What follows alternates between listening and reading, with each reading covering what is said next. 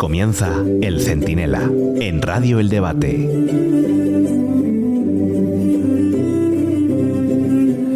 Españoles, Sánchez ha muerto. El presidente del gobierno falleció políticamente esta semana, tras una larga etapa de penalidades y sufrimientos, cuando decidió apoyar el tío con un par, una campaña desatada en Alemania contra los agricultores de fresa en Huelva, que es lo que le faltaba. Bueno, se comenta que su última cena consistió en un plato combinado de salchichas de Frankfurt y de chucrut, y que tras ese festín expiró su último aliento entre lágrimas de Félix Buñuelos y Pilar Alegría de la Huerta, los últimos fieles en el búnker sanchista. El funeral por su eterno descanso se oficiará el próximo 23 de julio, a medianoche, nada más culminar el recuento de unas elecciones generales en las que se espera un resultado para el PSOE similar al de Malta en Eurovisión. Bueno, o al de Qatar en el Mundial de Qatar. Soy Antonio Naranjo y esto es El Centinela, el diario sonoro del debate. Denme unos segundos y se lo cuento todo.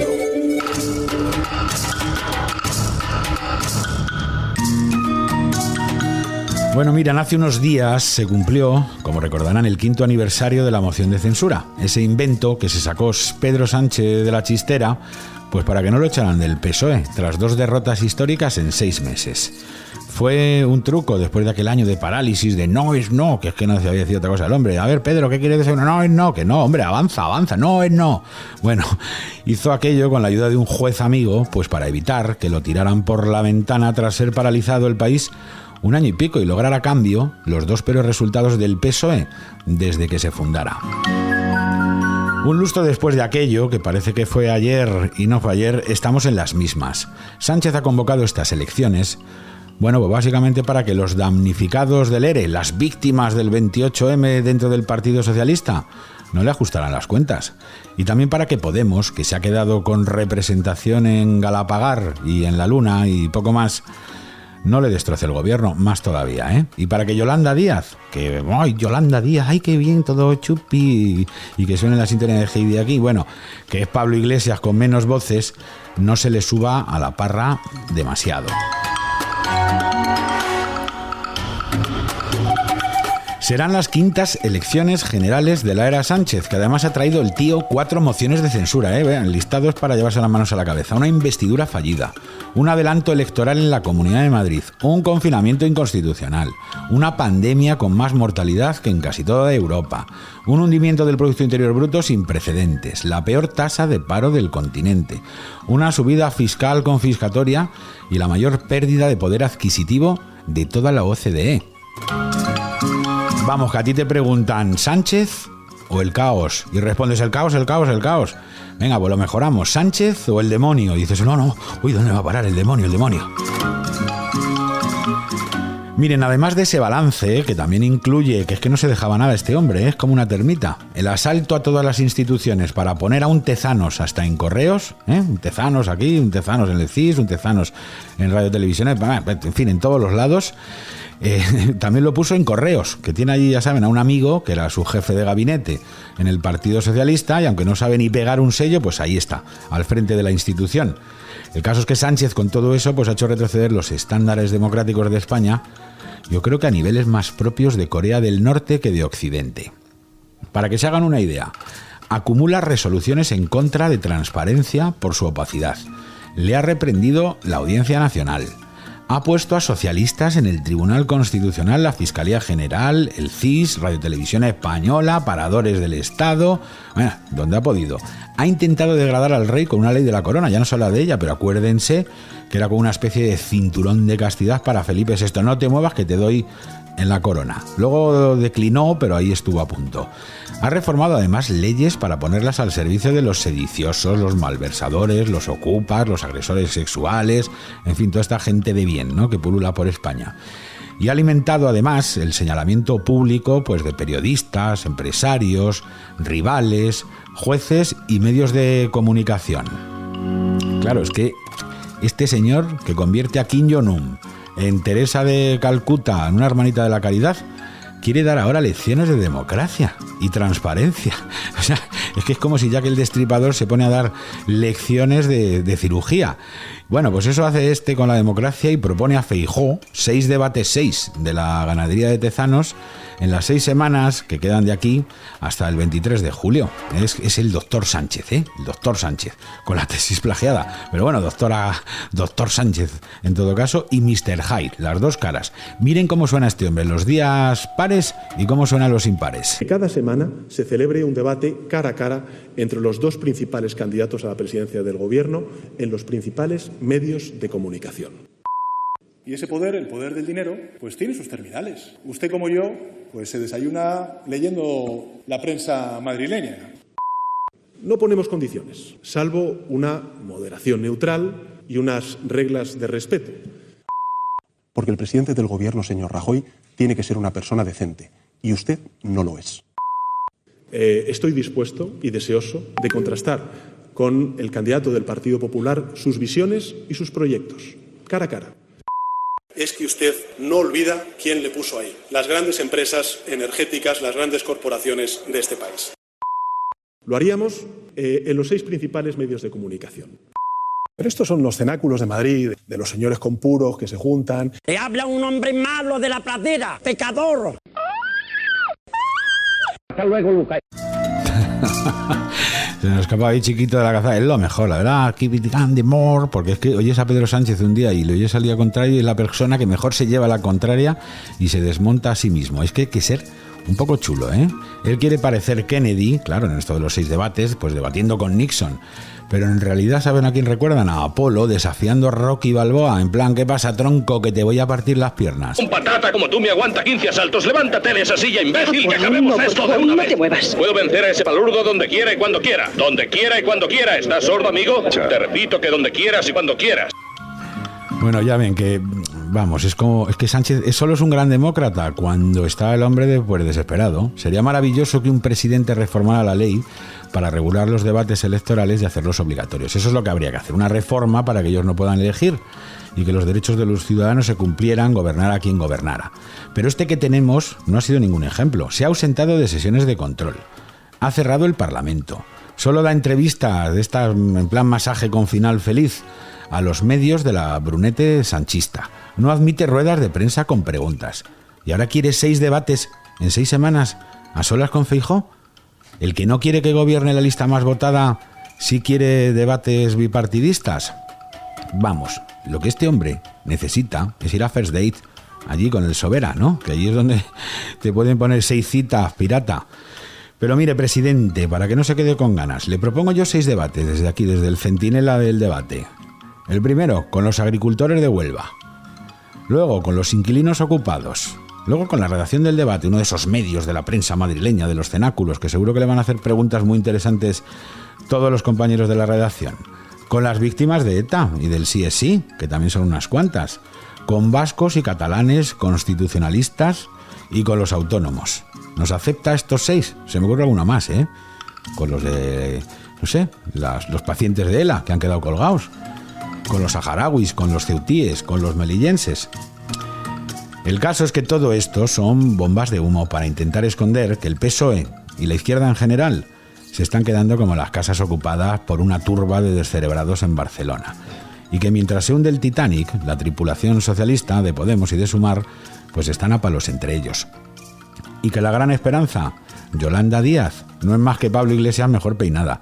Miren lo que decía Penélope Glamour cuando no tenía que disimular que era chupi y moderada. La Asamblea Federal quiere desear la pronta recuperación del comandante Hugo Rafael Chávez Frías, presidente de la República Bolivariana de Venezuela. En mi casa me han enseñado esto, que quizás el comunismo es la democracia y es la igualdad, ¿no? Fin do bipartidismo, fin do réxime pactado na transición española, unha nova andaina, proceso constituinte e terceira república. Que efectivamente o noso monarca, a nosa historia, pois non tivera a sorte tamén de ter pois cortado a cabeza, guillotinado a un rei. Mi hija dice que sus compas del cole me llaman a mí motomami. ¡Ay! Me llaman motomami. Sí, pero lo que has dicho, Yolanda, sin la necesidad de traducción simultánea del señor Rubido y del señor Ventoso, que son gallegos como ella, es que había que cortarle la cabeza al rey. Hombre, no sé, será porque a ver si inventan el trasplante de almendra y por fin ella disfruta de la sensación de tener una encima de los hombros. Bueno, quedan 50 días, menos aún, para las elecciones y este va a ser el tono. Pero por malo que parezca, lo peor está por venir, porque el siguiente gobierno, que será de un modo u otro de PP y Vox, o no será, va a tener la peor tarea en las peores circunstancias. El Producto Interior Bruto de 2019, 350.000 millones más de deuda, Europa mirando para otro lado, porque ya Mari Carmen von der Leyen dejará de hacerle ojitos a Feijóo, y España convertida en un desierto por el único cambio climático que de verdad nos haya dañado. Se llama Sánchez y es una borrasca, un tsunami y una granizada a la vez.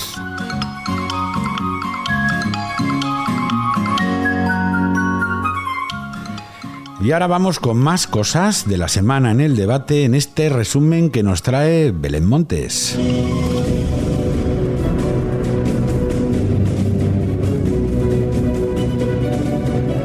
Ley trans. El BOE acaba de publicar nuevas instrucciones para el desarrollo de una de las leyes más polémicas del gobierno. Los menores de 12 años podrán cambiarse de nombre y con 16 años podrán operarse y hormonarse sin participación de los padres ni de psicólogos. Pero esto no sé cómo se llama técnicamente, pero ¿no es una guarrería? Igual pasarse un poquito de la raya. O sea que con 12 años se van a poder cambiar de nombre.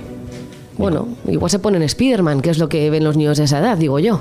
Bueno, esta es una de las leyes que Feijóo ha dicho que va a derogar. Le tomamos nota. Seguimos, Belén. Podemos y Sumar. Se agota el plazo. El 9 de junio los dos partidos deberán inscribirse como coalición o presentarse por separado a las elecciones. Haya o no acuerdo, las relaciones entre Yolanda Díaz y Pablo Iglesias son peores que nunca. El gran escollo es la inclusión de Irene Montero e Ione Belarra en las listas.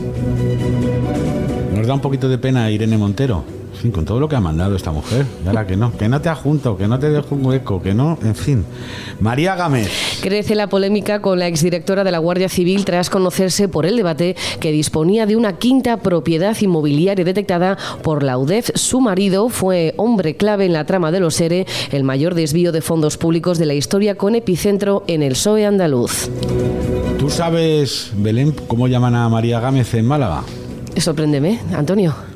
La llaman Aloe Vera. ¿Sabes por qué? ¿Por qué? Porque va sobrada de propiedades. Muchas gracias, Belén, la voz femenina del Centinela. Y ahora, deme un momentito y arrancamos enseguida la tertulia. El Centinela, con Antonio Naranjo. Radio El Debate. Hola a todos, soy Cuca Gamarra y quiero saludar a todos los oyentes del Centinela. Enhorabuena y muchísima suerte en esta nueva aventura a Antonio, a todo el equipo y a la gran familia del Debate. Hola, soy Santiago Abascal y quería mandar un abrazo a el Centinela del Debate y muy especialmente a su conductor, Antonio Naranjo. Un abrazo a todos. Hola a todos, soy Juan Lobato. Os mando un abrazo muy grande y que disfrutéis mucho del Centinela en el Debate. Chao.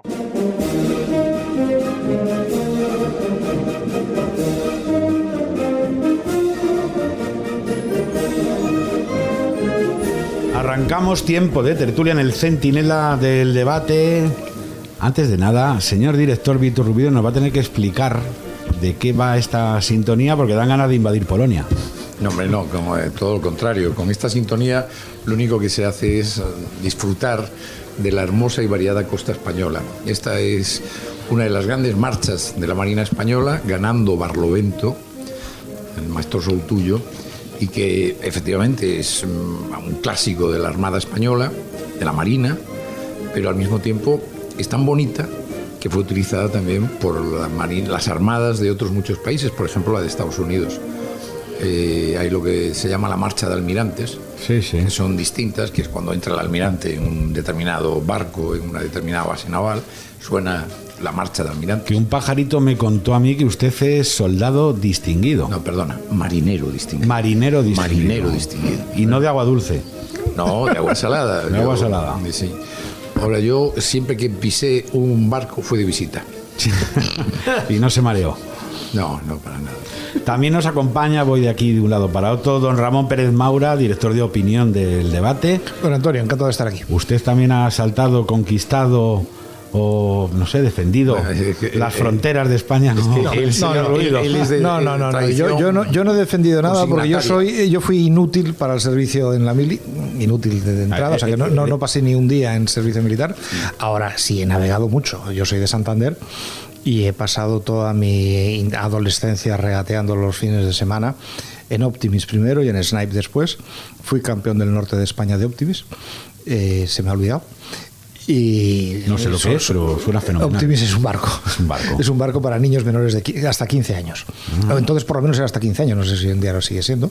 Y lo disfruté mucho. Brillante hoja de servicios. A ver, don Luis Ventoso, o usted, a ver, su experiencia militar, o es, como decía Woody Allen, que la guerra solo vale de rehén. ¿Qué quieres decir? Perdona. Usted también tiene alguna experiencia marinera, militar. Yo creo que soy un compendio de mis dos compañeros. Tengo proezas náuticas, he ido en pedaleta desde la plana de Cabanas en Ponteume casi hasta la de Redes. No llegué, nos agotamos y soy prácticamente un héroe de guerra. Hice la mili en campamento de Parga disparando. En tierra, un par de combates ya la primera noche allí preparado, o sea que vamos, estoy formado. Bueno, el historial aquí estamos llenos, el pecho lleno de medallas. Vamos con el primer tema del día. Quedan muy pocos días para las elecciones generales. ¿No os da la sensación de que todo el mundo da ya el pescado por demasiado vendido y que solo parece estar en juego por cuánto es el resultado, la victoria de Feijóo? ¿Están cazando el oso antes de tiempo? Bueno, la euforia siempre es mala en estos procesos, pero yo creo, con toda honestidad, que la ola en este momento es una ola a favor del Partido Popular y no parece que el PSOE desde el domingo 28 de mayo haya tomado iniciativas que pudiéramos decir en la buena dirección para tratar de contrarrestar esa ola clara que hay a favor de lo que es el centro derecha, porque no solo es el Partido Popular, creo que también Vox está creciendo, pero en todo caso yo sí creo, insisto, que la euforia nunca es buena y hay que ser muy cauto en todas las ocasiones, ¿no? Nosotros, Luis Ventoso y yo, que pertenecemos a la familia del Deportivo de La Coruña, sabemos lo que es ver la Liga el 14 de mayo de 1994 en la mano, y como dijo aquel mítico entrenador, nos lo quitaron de los fuciños, es decir, nos lo robaron de la nariz. O sea, en nada, pues esto es lo que tiene que tener cuidado, porque claro, a veces por unos votos, y Sánchez, que está dispuesto además a aliarse, como ya hemos comprobado, con cualquier excrecencia política, pues los aliados de Sánchez son Bildu, son Esquerra Republicana. Hay incertidumbre en cualquier caso, no está... Yo desde luego, desde el Partido Popular, me lo tomaría muy en serio y no dispararía para nada la euforia. ¿Ramón? Pues yo opino lo mismo y añado alguna cosa. La cosa pinta bien, pero se ve a un Pedro Sánchez desesperado tomando iniciativas que son casi irracionales. A mí me parece muy relevante esta propuesta, más que intento, de celebrar 6 debates, que es una propuesta ilegal con la legislación española en la mano. O sea, esto no se puede hacer, la ley lo prohíbe, y en España es un país en el que el presidente del gobierno hace propuestas que son ilegales y, hombre, lo más que se le ocurre al Partido Popular es decir que esto es una excentricidad. Oiga, no, una excentricidad es una cosa y una ilegalidad es otra, y esto es una ilegalidad. Ahora, cuando el candidato a renovar su cargo como presidente del gobierno, lo único que se le ocurre proponer son ilegalidades como esta, pues va por mal camino, tiene que estar muy desesperado. Yo creo que el Partido Popular tiene que ser consciente de que le van a intentar poner todas las trampas posibles, y ante eso hay que estar un poco más alerta que simplemente... Luego hablaremos de alguna de esas trampas que, bien para confirmarla o bien para desecharla, creo que es importante comentar, porque hay mucha gente que está realmente preocupada por el nivel de trampas que podemos ver de aquí al 23 de julio. Pero en esta primera ronda, Luis, tu opinión, ¿crees que está todo el pescado vendido, que estamos vendiendo la piel del oso antes de cazarlo, como decía el rey Fabila? Yo, parafraseando a Julio Iglesias, creo que está fuera y lo sabe, que no tiene que hacer. Porque el resultado de las municipales fue muy, muy elocuente, y ahora se añade un nuevo factor. Tú en las municipales autonómicas podías decir, bueno, este señor yo no lo soporto, pero es que el alcalde de mi pueblo es bueno, o mi presidente autonómico es bueno, pero ahora los electores van a ver dos fotos, una foto de Feijóo y una de Sánchez, a fin de cuentas. Entonces van a decir, voto a este tío que me vuelve con Bildu, Esquerra Republicana, con las trolas, tal, o voto a este señor pálido, así, de ojos claros, que tampoco me dice mucho, pero tampoco me dice poco, y van a ir a lo que se llama un par de manos seguras y creo que va a ganar leve. Aquí ahora ya hechas las presentaciones, presentados los galones de aquí de la mesa presente, el staff directivo del debate, por favor no se respeten mucho, respétense, pero interrúmpanse todo lo que quieran. No hay perfiles agresivos. No son los que a ti te toca torear algunos días. Sí. Pero no, vamos a ver. Yo quería añadir una cosa a lo que dijo Ramón. Es que efectivamente en España estamos en un momento en que la capacidad de asombro de la opinión pública está reducida a situaciones ya de enfermedad social. Es decir, a mí me preocupa, yo creo que entre las muchas cosas que tiene que hacer Feijóo y todo el entorno de Feijóo es una regeneración moral de la sociedad española. Es decir, yo pongo el ejemplo del artículo que escribí ayer, que era, vamos a ver, en este país una alcaldesa del Partido Socialista con su novio, con el número 3 del Partido Socialista en Andalucía, planifican el secuestro de una concejal independiente. Se lleva a cabo el secuestro, una privación de libertad, con una cuestión de corrupción urbanística. Y aquí no ha ocurrido nada. La señora se ha presentado. Sí, ya ha ganado. Ha sacado 6 concejales. Sí. Es decir, pero ¿qué sociedad hemos construido que no reacciona ante hechos que son unos delitos? Claro, desde el momento en que tenemos un presidente que hace una moción de censura reprochándole al presidente ejerciente que oiga, y le pone como ejemplo que en Alemania se dimite por plagiar un párrafo de una tesis y él ha plagiado el 20% de su tesis. O que tenemos... Pero precisamente, Vieto Rubido, precisamente esa resistencia, esa coraza, esa capacidad de digerirlo todo de la opinión pública, también porque a cada burrada o a cada barbaridad o a cada exceso le sucede otro que anula el anterior y lo sumerge en una amnesia. No es precisamente ese contexto, y creo que esto es una cosa importante que habléis claro a la ciudadanía, el que avala la sospecha sobre la propia higiene del proceso electoral, en el que todos nos aprestamos a calmar esas preocupaciones, pero se emiten indicios, por un lado, del poder de estar dispuesto a casi todo, y por otro lado de la ciudadanía de también estar dispuesta a triturarlo, a digerirlo, enfadada, 24 horas, pero a digerirlo al fin y al cabo. A mí la limpieza del proceso electoral, por lo que sabemos de cómo son los controles y por la experiencia que tenemos, creo que es muy, muy, muy difícil en España poder hacer un fraude mínimamente relevante. No digo yo que no se pueda en una mesa cambiar 50 votos, pero vamos, también lo creo muy difícil. Tal y como es el sistema, el control del sistema, yo creo que eso es casi imposible que ocurra. Ahora, a mí hay otra cosa que me preocupa mucho y que tiene más difícil remedio, que es la calidad de los votantes del Partido Socialista. Y explico lo que quiero decir. En el Partido Socialista hemos vivido algo verdaderamente increíble, que fue como en 2016 se produjo un fraude en la elección, un intento de fraude en la elección del secretario general, al que le presentaron una especie de moción de censura interna, y él intentó presentar una urna llena de papeletas previamente. Eso fue irrelevante para las bases socialistas, que lo volvieron a elegir. Y eso es una realidad que todos conocemos. Y arrolló a quien apoyaba la mayor parte del aparato del partido, incluido el presidente entonces, más o menos en funciones, Javier Fernández, que era también presidente del Principado de Asturias.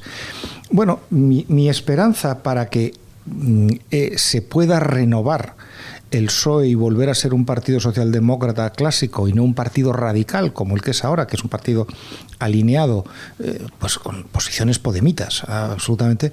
Mi esperanza es muy modesta, porque me parece muy difícil creer que estos votantes vayan a llevar al partido a esa posición que tuvo antaño, y creo que estos votantes tenemos que ser conscientes que da igual todo lo que estamos viendo en este momento, porque le van a seguir votando exactamente igual. Sí, es cierto que espero que sean menos de los que fueron en otros momentos, porque algunos se darán cuenta de cuál es la realidad. Pero tu temor, es que creo que hay que llamarlo así, precisamente para que la gente no esté preocupada por el pucherazo, es relativo. Muy limitado. Muy limitado. Yo creo que aunque lo intenten es prácticamente imposible. ¿El tuyo, Luis, coincide con...? Es que no, lo he estado pensando, pero no se me ocurre cómo, ¿no? El otro día apuntaba Francisco Vázquez en unas declaraciones que llamaron mucho la atención, una verdad, que es que los votos van a estar varios días sin custodio, pero aún así, ¿cómo se articula un pucherazo de esa índole? ¿Qué pasa? Porque el presidente de Correos es un amigo personal de él que metió allí con calzador, va a orquestar un pucherazo. ¿Cómo se hace? ¿Quién va allí a llevar unas sacas diferentes? ¿Unos sindicalistas que entran por la puerta una noche?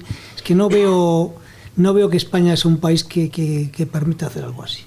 Veo un país muy avanzado para unos procedimientos tan chuscos. No, interviene muchísima gente en el proceso, es decir, hay muchísima gente desde las juntas electorales provinciales, el presidente de cada junta electoral, que es un juez. Hay demasiada gente contabilizando.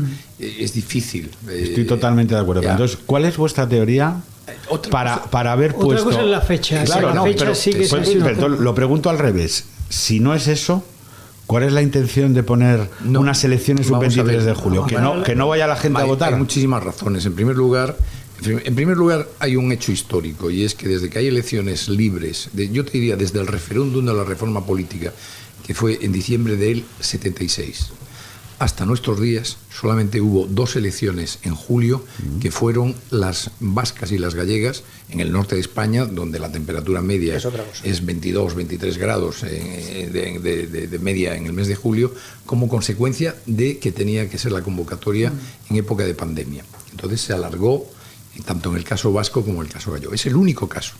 Pero lo cierto es que incluso en Andalucía está inhabilitado julio y agosto para las elecciones autonómicas andaluzas. Entonces, por un lado la temperatura, por otro lado el hecho sociológico de que mitad de los españoles están de vacaciones. Y en tercer lugar, y muy importante, es la dificultad que entraña la gestión del voto por correo. Entre que tú vas a solicitar el voto, te lo envían. Probablemente tú has solicitado el voto porque te vas de vacaciones. Cuando te lo envíen, probablemente no estás en tu domicilio. Tienes que... el engorro, las colas, toda la complejidad que tiene el voto por correo, ahí es donde yo creo que hay una esperanza por parte de Sánchez de disuadir a mucha gente, y que se puede estimar que era un poco lo que Paco Vázquez también decía, convocar las elecciones el 23 de julio. Era en sí mismo una especie de fraude. Claro, era un intento claro de... ¿Por qué? Y termino mi intervención. Porque dado el sistema electoral nuestro y el status quo de partidos, cuanta menos participación hay, más favoreces a los partidos pequeños. A Bildu, a Esquerra, a Teruel existe... Sí. A Soria somos nosotros, que no sé si existe, pero vamos. Seguro, si no, te lo acabas de inventar. A esos partidos pequeños, ¿por qué? Porque por menos votos consiguen el escaño. Cuanta más participación se prima al PP y al PSOE. Pero el PSOE calcula que no va a tener un gran resultado, con lo cual dice, mejor me garantizo que mis aliados puedan tener más escaños. Y entonces, evidentemente, este es un cálculo claro de que, oiga, cuanta menos participación haya, mejor para revalidar la coalición de PSOE con las excrescencias de la extrema izquierda. Yo creo que hay un factor añadido que habla, no sé yo quién haga una defensa de Pedro Sánchez, pero habla un poco menos mal de sus intenciones. Y yo creo que, aunque lo que nos cuenta a nosotros el CIS de Tezanos es todo mentira, el CIS de Tezanos también tiene los datos correctos. Y esos datos correctos Pedro Sánchez los sabía antes del resultado del domingo. Y por lo tanto, él tenía ya planificada su estrategia electoral. Y en esa estrategia electoral, acertada o equivocadamente, un factor importante era cuanto antes mejor. Y cuanto antes mejor era el 23, porque dentro de los plazos de disolución, 38 días, 15 días, había 2 domingos posibles, el 23 y el 30, que ya hubiera sido la repanocha que lo hubieran hecho el 30. El 23 era la última. Bueno, él hizo una investidura en el Puente de Reyes Magos. Dímelo a mí. Dímelo a mí. Yo desde luego coincido te trajeron carbón. Con Luis Ventoso, que desde luego las asociaciones de la prensa nunca le daremos una placa a Sánchez porque nos ha roto todos los... todo lo oído. Todo lo que estaba establecido en periodos vacacionales ya reconocidos, nos los ha roto. Fue el 5 de enero. 5 de enero, sí, del 19. Sí. Del 20, del 19. De todas maneras, es que el ciclo de Pedro Sánchez se recordará por muchas cosas, pero una de ellas, haciendo el recuento, ha habido 5 elecciones generales en su ciclo político, 4 mociones de censura. 4 mociones de censura. Se dice pronto, Se dice pronto. Ha habido incluso adelanto electoral en la Comunidad de Madrid. En fin, ha pasado casi de todo. Y en Castilla y León también hubo adelanto electoral. También hubo adelanto en Castilla y León. Ha convulsionado mucho, en realidad, una cierta estabilidad institucional. En ese chapoteo para a veces adaptar los calendarios, las instituciones, ¿no veis una última posibilidad? Os pido que hagáis un poco de adivinos, de profetas, de lo que sea. ¿No veis una última oportunidad de hacer la gran traca final de Pedro Sánchez? ¿Cuál puede ser esta último fogonazo de una persona que ha convertido la acción de gobierno en una constante montaña rusa? Sí, el otro día en el diario El Mundo se publicaba un perfil muy trabajado que decía, que no le gustó, por lo visto, sí, ¿no? Que decía, es que no recuerdo quién era alguien. Bueno, el debate hemos sacado algunos también. Sí, pero este era un colaborador, un personaje del PSOE muy relevante que ahora no recuerdo, no memorizo, que decía, es que él cuando alguien ve que llega al precipicio para, él sigue, él está dispuesto a seguir y irse al precipicio, ¿no? Yo creo que, confío en que no haya nada, porque me inquietaría mucho que hubiese algo. Lo que sí creo es que después de Sánchez, España tiene que entrar en una etapa de serenidad política, porque lo has dicho tú, ha sido como una convulsión en todo. Yo creo que además a veces hay personajes gafes, que son gafes para los demás, no para él. Y yo creo que, no sé por qué tengo la intuición de que vamos a estrenar una etapa de tranquilidad. Dieito, me encantaría que tengas razón en lo que dices y que vayamos a estrenar esa etapa. Pero tienes tus dudas, ¿no? Bueno, tengo mis certezas. O sea, los sindicatos que llevan 5 años de vacaciones, en cuanto vean las primeras medidas que sí o sí va a tener que tomar el nuevo gobierno, vamos, van a estar en la calle el 1 de... O sea, en agosto no, por supuesto, porque estarán de vacaciones, que es donde están los sindicatos en agosto. Pero el 1 de septiembre están en la calle y veréis el invierno que nos espera el año que viene. En España hemos vivido algo que después se vivió en Estados Unidos, que es verdaderamente increíble, que cuando no en las últimas elecciones, en las anteúltimas elecciones andaluzas, Vox entró en el Parlamento con 10 o con 12, no recuerdo cuántos escaños fue, y el PP se vio que podía formar gobierno con Ciudadanos, la izquierda se echó a la calle contra el resultado de las elecciones. Oiga, ¿hay algo más antidemocrático que manifestarte contra el resultado de las elecciones? Vaya usted, vote, y si gana bien y si no también. Esto es algo que yo me temo que vamos a ver a partir de septiembre, este otoño, y los sindicatos que están dormidos van a despertar. Sí, Luis, se va a abrir el sarcófago y van a salir todos los males. Es decir, ¿ves, Luis, por ejemplo? Imagínate, acordaos la última investidura de Mariano Rajoy en el Congreso, se hizo con el Congreso rodeado.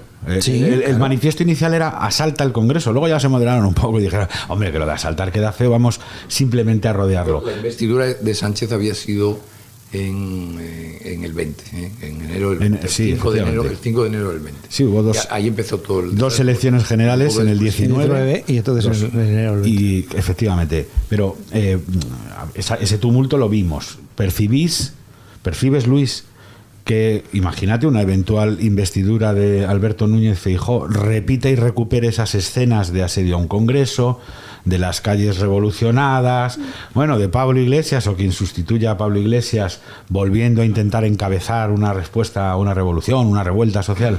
Yo, como estamos aquí entre amigos y tal, me voy a permitir una pequeña broma gallega. Yo creo que los españoles somos un pueblo un poco polvorilla, porque tenemos un fuerte componente meridional, pero no polvorilla como los italianos, que es todo como una comedia, que en el fondo es medio de coña. No, aquí hay bastante mal hecho. Entonces este pueblo meridional necesita cada cierto tiempo unas dosis de templanza de algún gallego. Entonces viene el gallego, sosiega a los meridionales, a veces mucho tiempo, Franco 40 años, Feijóo 7, y ahora vamos a entrar...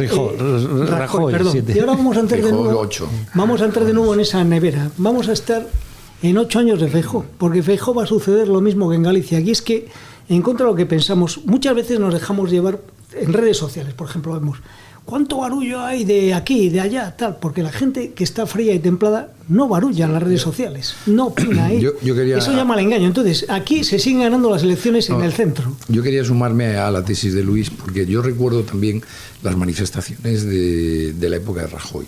Y yo recuerdo ir en un taxi, camino del diario ABC, un sábado por la tarde, íbamos a la altura de Colón, el taxista y yo, el taxista que me llevaba. Del ABC auténtico, ¿no? Sí, del bueno. Bueno, siempre fue bueno, no entremos en esas... Eso es lo que decía Anson, ¿no? El ABC auténtico. No. Auténticos somos todos, no nos ¿verdad? metamos en caminos que no debemos. El ABC siempre es un extraordinario periódico, lo fue y lo seguirá siendo. Dicho esto, íbamos en el taxi, el taxista y yo, con la cadena SER, bueno, no pretendía decirlo. Pero bueno, bien, no, para ser, ¿verdad? Claro, y la chica que interviene dice que la manifestación, que estaba siendo un poquito más allá, más arriba, hacia Cibeles, dice que hay 2 millones de manifestantes y tal, que fue cuando Pablo Iglesias se emocionó cuando le pegaron a un policía entre 3 o 4, aprovechando traidoramente la posición del pobre policía. Y fue cuando se emocionó viendo esa violencia, ¿no? Sí, se le saltaban las lágrimas. Ese día se decían 2 millones. Allí no había ni 20.000 personas, ni 20.000 personas. Claro. Ese debe ser decir, al que han puesto Vieito a contar luego trabajadores en España. Sí, claro. En la línea de lo que dice Luis, a veces en la burbuja de amistades ideológica en la que todos nos movemos, y ocurre ahora mismo con las redes sociales y con el algoritmo famoso y con Google y tal, que es que al final tú acabas viendo y leyendo todo en función de lo que tú demuestras que tienes interés, pues claro, por eso la sociedad se ha polarizado tanto, porque no hay capacidad para el contraste. Ahora bien, en estos momentos, yo creo honestamente que la inmensa mayoría de la sociedad española quiere una etapa de tranquilidad, de serenidad, de, como le dijo un día en el Senado Feijóo a Sánchez, de la buena gente, de la gente de bien, le dijo, de la gente de bien. Sí, que le enfadó mucho a esa gente. Que es el 90% de los españoles, incluidos los votantes del PSOE. Es decir, aquí extremos en la extrema izquierda y antisociales es un 10%. Es que hemos llegado hay un mantra que se ha impuesto ahí que no es cierto. Por ejemplo, tú le preguntas uno a uno a los españoles, oye, ¿a usted le parece bien que Dani, que está aquí con nosotros llevando el sonido con una barba de 3 días y que parece que es un tío, vaya a un registro y salga saliendo una tía que se llama Daniela? Todo el mundo, el 99% de las personas te van a decir que no. Sí, exacto, sí. Una tía muy fea. Sin embargo, determinada ideología... No había ningún reproche a la barba, era simplemente que no. Un ejemplo. No. Pues eso es la realidad de las personas. Entonces hay una sobreestructura ideológica que está... No atiende lo que está pasando. Y que está fundado en nada, porque eso es ese empeño en legislar para una inmensa minoría. Una inmensa minoría que ellos pretenden decir que son muchísimos, pero es que no son casi nadie. Y luego la gran mayoría del electorado no está de acuerdo con esto. Y yo creo que ahí viene parte del desconcierto, de la sorpresa que tiene Sánchez en este momento, que se ha encontrado con un batacazo electoral enorme en las elecciones de mayo. Y él no entiende, porque él cree que ha gobernado para la mayoría, para todos los que les pasaba algo, por decirlo de alguna forma. Y luego, claro, es que esos son muy pocos. Quería hacer un apunte, es que esta ideología es muy insidiosa. Por ejemplo, la persona que han nombrado para llevar Reina Sofía y Z en el minuto de descuento, esta persona está llevando el Museo de Arte Contemporáneo de la Comunidad de Madrid. Estuve mirando lo que hacía y era jornada LGTBI, todos somos una, todo el catecismo ideológico lo estaba metiendo ahí en una institución pagada por la propia Comunidad de Madrid, gobernada por la derecha. Entonces esta ideología se va colando y suplanta a la mayoría sociológica del país. Es lo que ha pasado estos 5 años. Sí. Que por cierto, sobre esto de las hojas de ruta ideológicas, Feijóo, eventual, o en fin, para todos los pronósticos, presidente del gobierno, sí que se ha comprometido a derogar, lo ha dicho de manera insistente, sé que esto a Ramón le preocupa de manera muy intensa, pero se ha comprometido la última vez, esta misma semana, a derogar algunas de esas leyes, por decirlo de alguna manera, que más contradicen la propia naturaleza del ser humano y el sentido común más elemental.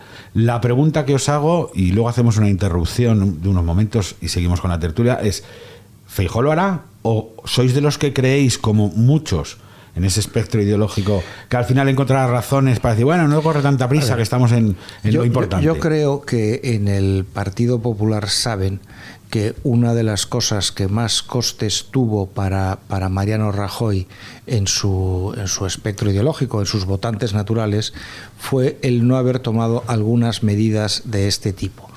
Por ejemplo, Mariano Rajoy llegó al poder y se encontró con la ley de la memoria histórica, que se podía haber abolido en una tarde, porque cuando tú quieres cambiar una ley de educación tienes que redactar otra ley de educación y eso puede ser muy complejo y llevar mucho tiempo y hay que negociarlo, en fin, eso es complicado.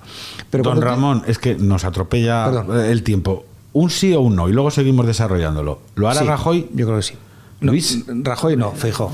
Estáis todos buenos, estáis todos buenos. Culpa del señor director. Va a ocurrir mucho, ¿eh? Un sí o un no. Feijóo y Rajoy va a ocurrir mucho. Director, ¿lo hará o no lo hará Feijóo? Yo creo que sí, que lo va a hacer. Un sí, otro sí. Luis. Lo tiene que hacer, si no sería Sánchez 2. Lo ha dicho hoy con todas las palabras. Pues hará una pausa y seguimos en un momentito. Estás escuchando El Centinela.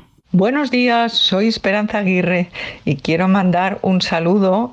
Vais a estar con Antonio Naranjo, que os va a divertir, os va a ilustrar y os va a informar. Hola, soy Pilar Rahola y bueno, envío un saludo cariñoso desde la distancia física e ideológica a mi querido amigo Antonio Naranjo y a la gente del Centinela. Soy Samuel Vázquez, presidente de la asociación Una Policía para el Siglo XXI. Antonio Naranjo, El Debate, El Centinela y vosotros como oyentes. ¿Qué puede salir mal? Nada.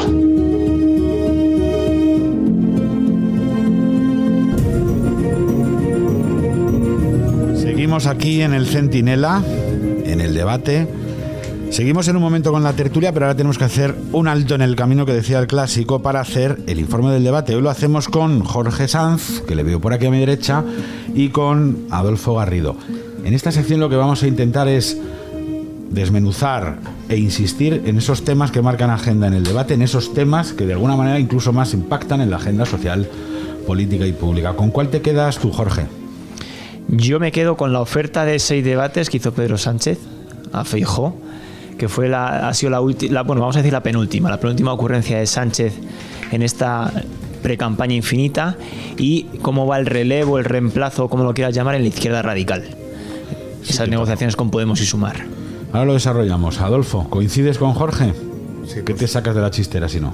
Hombre, la exclusiva que hemos publicado en el debate, firmada por Alejandro Entrambas-Aguas, sobre la nueva adquisición de la exdirectora de la Guardia Civil. La policía ha descubierto que ocultó la compra de un 5º piso en Málaga. Sí, ya sabéis, lo hemos contado antes. ¿Cómo llaman a María Gámez en Málaga? Aloe vera, porque dicen que tiene un exceso de propiedades, ¿no? Sobre los dos temas, es verdad que el que cuenta Jorge es el tema de la semana, por lo que dice también de la desesperación, tal vez, de Pedro Sánchez en esta campaña electoral que parece constituir los últimos días al frente del gobierno y al frente del Partido Socialista. Y ahora vamos a eso. Pero sobre lo de María Gámez, ¿cuál creéis que van a ser las consecuencias? Porque da la sensación de que una cosa que era tremenda, o sea, la directora de la Guardia Civil, resulta que se le sorprende con un patrimonio de difícil justificación que coincide además con la incriminación de su marido, nada menos que en la trama de los seres, con el desvío de fondos que eso puso. Eso en otros tiempos hubiese parado las rotativas. Nosotros que somos de prensa escrita, hubiera parado las rotativas. Ahora no. ¿Crees que esto le va a pasar una factura especial o quedará una vez más en el ámbito de un caso de corrupción? Y hasta luego, Lucas. Hombre, yo creo que es un suma y sigue. Al final no solo es este caso. Un día es el caso del Tito Berni, otro día es el sobresalto regional de turno. Al final, bueno, PSOE llegó, y Sánchez en particular, al gobierno esgrimiendo la bandera de la limpieza, la bandera contra la corrupción, y al final le han estallado casos que han sido incapaces de justificar. Jorge, ¿algo que aportar a esto? ¿Qué te parece María Gámez? ¿Le han pillado con el carrito del helado? tendrá explicación. Es una más en la Guardia Civil que recuerda a los tiempos famosos de Luis Roldán. Bueno, le ha faltado las fotografías en calzoncillos, ¿verdad? En calzoncillos, ¿no? A ver, consecuencias, yo creo que yo soy pesimista con el tema de las consecuencias, porque podría haberle pasado consecuencias lo de Maracena y no ha pasado, que es algo muy grave. Le podría haber pasado... Eso es un escándalo, simplemente. Claro, o sea, ha ganado las elecciones en Maracena. Sí. Es tremendo. Y esto tengo mis serias dudas de que le vaya a pasar factura también, porque Vieito lo dice mucho, y incluso lo recuerdo hoy en su astrolabio, que en España la sociedad está bastante anestesiada y no penaliza la corrupción, está con una especie de abulia y de fatiga mental, quizá por exceso de casos de este tipo. Y soy bastante pesimista. No sé qué ocurrirá con María Gámez, porque tendrá que ser ella la que explique cómo es posible que haya adquirido propiedades por valor de casi 4 millones de euros en el plazo de 9 años. Pero quien sí tendría que dar la cara bien, y creo que le tendría que penalizar de verdad, es a Marlaska, que es quien la puso, es quien participó junto a ella en su destitución, y fue él quien la definió como la mejor directora de la Guardia Civil en toda su historia, en sus más de 160, bueno, fue en el año, casi siglo y medio de vida de la institución. Entonces creo que quien tendría que pagar la consecuencia primera sería Marlaska. Pero no tiene pinta. No, porque es un escapista profesional.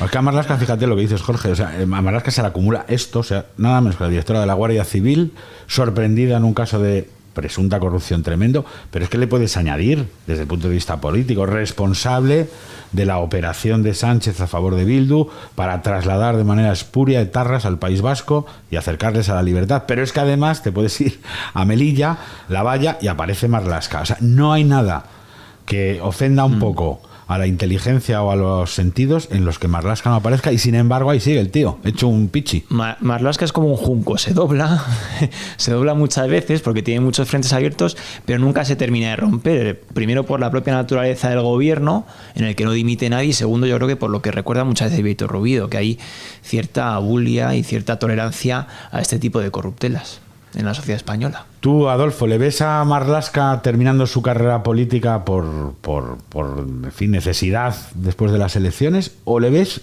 dentro de las listas electorales del PSOE? De alguna manera van a colocar o van a intentarlo a muchos ministros, y yo qué sé, si seguirá gobernando, que no parece fácil, en el mismo departamento. ¿Qué sabrá Marlaska de Sánchez, no? Es la pregunta que a lo mejor hay que hacerse. Efectivamente.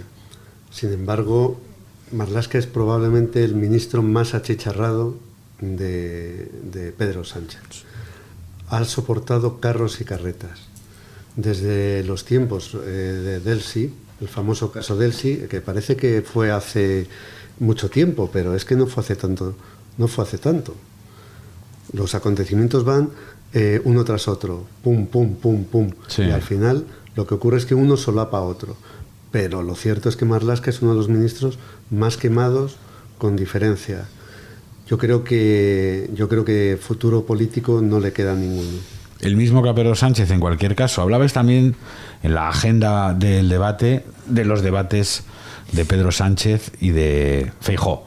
No parece que sea probable que eso vaya a ocurrir, pero ¿sois vosotros, como prescriptores de información en el periódico, partidarios de que se hiciera una reforma legal para que los debates, sean cuales sean, estuviesen legislados, estuviesen regulados y no fuera un capricho del dirigente político de turno, en fin, en favor de sus intereses estrictamente personales? ¿Los pondríais por ley? O sea, con la Guardia Civil escoltado usted y usted a debatir. Hombre, creo que tiene que salir de los propios partidos, pero yo sí que de alguna forma regularía que se ciñeran únicamente a los 14 días de campaña electoral, porque si no, esto se va a convertir en una especie de campaña infinita, y yo creo que las cosas tienen sus plazos. Yo creo que no tiene sentido que la oferta está de Sánchez de estar durante 6 semanas haciendo un debate, sobre todo porque al final de un gobernante se espera que trabaje durante los 4 años previos a las elecciones, y luego en campaña electoral, en esos 14 días, pues muestre su oferta y demás. Lo que no puedes pretender es en 14 días hacer todo lo que no has hecho en 4 o 5 años. Esa es mi opinión. Yo creo que sí que convendría regular. También por el tema, hay un asunto, hay mucha gente que dice que qué pasará con Sumar en los debates, si puede concurrir o no. Es evidente que no, pues no tiene representación parlamentaria. Ese es un melón que se va a abrir en cuestión de días, y a lo mejor convendría legislar sobre ello. Primero sobre cuáles son los plazos para presentar, para hacerse los debates, que yo creo que no deberían desbordar la campaña electoral, esos 14 días, y luego el tema de los partidos de nueva creación. ¿Qué va a pasar, por ejemplo, con Sumar en los debates y este tipo de fuerzas nuevas? Para terminar, 30 segundos. ¿O qué noticias estáis preparando, lo que podéis contar, o qué noticias os gustaría contar en los próximos días? Así muy por encima. Pues no pueden salir ni muertos, ni menores, ni gente que lo esté pasando mal. Hombre, yo tengo mucha curiosidad por el cara a cara de Feijóo Sánchez. Y luego una noticia que me gustaría dar, que no será antes del 23 de julio, ni a lo mejor antes del 23 de agosto, pero me ha satisfecho bastante la oferta y la promesa que ha hecho Feijóo de derogación de ciertas cosas y de erradicación de ciertos ministerios. Eso que ha prometido de que igualdad pasará a estar, pues como ha estado otras veces, dentro de un ministerio mayor, o que consumo pasará a ser lo que ha sido siempre, una dirección general o una subdirección, pues me parece bien. Yo creo que conviene que el gobierno que surja de las urnas, aunque sea bicolor PP-Vox, no debería exceder, creo yo, los 14 ministerios. Lo podemos adelantar que vamos a seguir informando sobre las propiedades de la exdirectora de la Guardia Civil. No me digas que tiene más. Y podemos adelantar que la UDEF está investigando en ese sentido. Podríamos terminar antes diciendo que no tiene María Gámez. Jorge Sanz, Adolfo Garrido, muchas gracias. Ahora mismo seguimos. El Centinela. Hola, buenos días. Soy Antonio Jiménez y envío un cariñoso saludo muy afectuoso a todos los oyentes de El Centinela en el debate. Hola, soy Fernando López Miras, presidente de la región de Murcia. Quería enviar un saludo a todos los oyentes del Centinela en el debate y, por supuesto, también al gran Antonio Naranjo.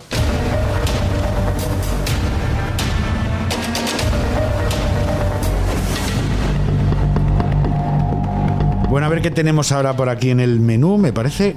Bueno, aquí van a hablar los tres tenores del debate, aunque sean dos, porque Ana Martín no ha podido llegar a tiempo, pero tenemos aquí a María Jamardo y a Alejandro Entrembasaguas. ¿Cómo estáis? ¿Bien afinados la garganta? Hola, muy buenas. ¿Todo en orden? Sí, todo en orden. Bueno, es una semana importante, es una semana decisiva, es un momento en realidad clave. Mira, ya viene Ana, seguro que estaba en el Congreso. Ahora ya no sé si llamaron los tres tenores o los ángeles de Charlie. Hola, Ana. ¿Qué tal? Bueno, a ustedes les cabe la responsabilidad inmensa de contar las cosas que están marcando de verdad la agenda política, pública, judicial, social en España.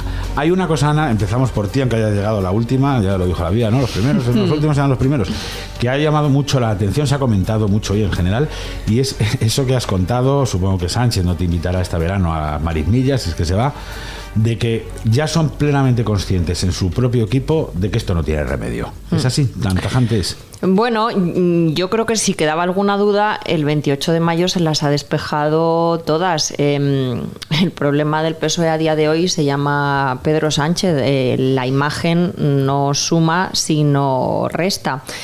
Y bueno, es evidente que en las elecciones municipales y autonómicas hubo alcaldes y presidentes de comunidades que se llevaron una bofetada que no les correspondía a ellos. Entonces lo que plantea el PSOE es bien, Sánchez produce una animadversión, un odio incluso, si me apuras, entre una parte importante del electorado. Lo hemos intentado todo durante este curso, no ha habido manera, ya no vamos a conseguir que eso cambie, así que tendremos que hacer una campaña teniendo en cuenta eso y apelando a que Sánchez, digamos que es el mal menor, por así decirlo, ¿no? Incluso a los votantes que puede a priori no gustarle Sánchez, decirle, bueno, es que lo que viene tal vez sea mucho peor, que es un gobierno de PP y Vox. En esa clave lo van a plantear. Pero Ana, y ahí abro micrófonos a todos, cuando cuentas esto es que Sánchez ya, esto no hay que lo aguante, no hay que lo levante, es que ya no cae bien a nadie. Pero en algún momento cayó bien. Es decir, o ha sido una serie de fantásticas casualidades aritméticas que han provocado que en realidad eso que él ya no conseguía, que era un afecto popular muy grande, quedara más disimulado por las victorias, y ahora que se acerca lo que parece que es una derrota, ya aparece. Hombre, yo creo, Antonio, que él cuando llegó a lomos de aquella moción de censura de la que acaban de cumplirse 5 años, sí que generó cierta ilusión en el votante de izquierdas, ¿no? Acordaos además que fue un presidente que empezó trayendo a inmigrantes que no quería nadie en el famoso barco Aquarius, y que a partir de ahí, bueno, pues ha ido dilapidando su crédito a lo largo de los meses y de los años, gobernando a espaldas, incluso en contra, yo diría muchas veces, no solo de los votantes o de una parte de España, sino incluso de sus propios votantes, y haciendo oídos sordos a lo que era el clamor de la calle. Y a partir de ahí, cuando ha intentado cambiar las cosas, se ha dado cuenta de que ya era demasiado tarde para él. Pero es que el problema del PSOE es que con esos bueyes tiene que arar. Claro. No puede ir a las elecciones generales con alguien que no sea Pedro Sánchez como candidato. Luego, a partir del día 24 de julio, pueden hablar de otra cosa. María pero de Alejandro, momento lo que tienen. No me digáis que a vosotros tampoco es que haya simpático Pedro Sánchez desde hace tiempo. Hombre, yo creo que este fin de semana hemos visto en el Día de las Fuerzas Armadas que ni se ha atrevido a presentarse allí. Es verdad que no siempre van los presidentes. Bueno, sí que es verdad, pero lo que también es cierto es que es una oportunidad magnífica en la que los ciudadanos que van a ese tipo de eventos, pues bueno, externalizan de alguna manera el sentir que tienen con los representantes públicos. Y, por ejemplo, hemos visto la cantidad de halagos que han recibido los reyes, que ocurre prácticamente todos los años, pero este año especialmente, y yo imagino que no le hace ningún tipo de gracia a Pedro Sánchez. Que esto fue en Granada, ¿no, Alejandro? Esto fue en Granada. ¿En Granada tiene propiedades María Gámez? ¿O todavía no bueno, que sepa la policía, no. Porque que sepa, dales tiempo. Lo de las propiedades de María Gámez es algo que estamos conociendo de manera pausada y paulatina, y conforme los investigadores de la UDEF investigan, pues se encuentran nuevas propiedades y nuevas cuestiones, en fin, que antes o después yo creo que tendrá que explicar primero su marido y luego ella ante el juez que lo está investigando. Que tiene pinta de que esto no ha acabado, ¿verdad?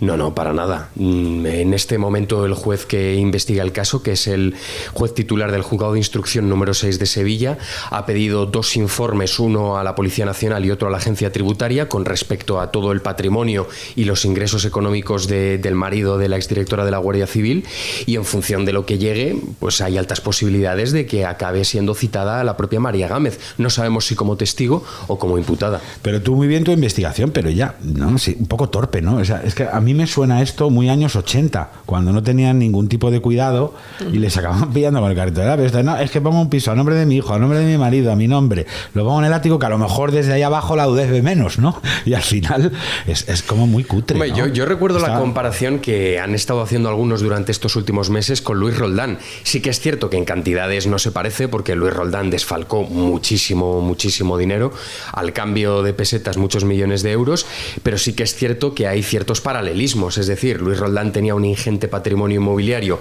que tejió como consecuencia de los fondos reservados que cobró del Ministerio del Interior, fondos reservados que se cobraban de manera legal. Lo que pasa es que él abusaba, y con lo de María Gámez tenemos el paralelismo de las ingentes propiedades inmobiliarias que ha acumulado con el marido. ¿Qué dices, Alejandro? Que ahí los jueces van a tener mucho que decir, y precisamente en la justicia hay 2 cosas, María, muy llamativas. Al final la justicia está más politizada que nunca, y lo ha estado, y lo estamos viendo en 2 cosas. Una, los galones que parece ser, según cuentas en el debate, que le van a dar a Dolores Delgado para que desde esa fiscalía especial, bueno, pues haga cositas con Garzón, que es su pareja, ¿no?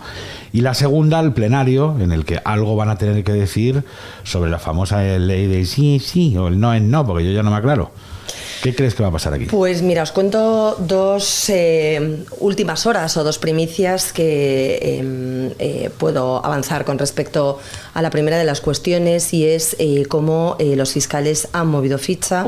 Hay una gran tensión en el seno de la carrera en los últimos días, un malestar evidente y notorio por ese adelanto de la fecha del Consejo a un pleno extraordinario que lleva como único punto del día nombramientos discrecionales del fiscal general Álvaro García Ortiz, que para nuestros oyentes fue quien sustituyó a Dolores Delgado en el cargo de fiscal general cuando ella dimitió por razones de salud. Lolito Delgado. Volvió por llamarlo para los amigos.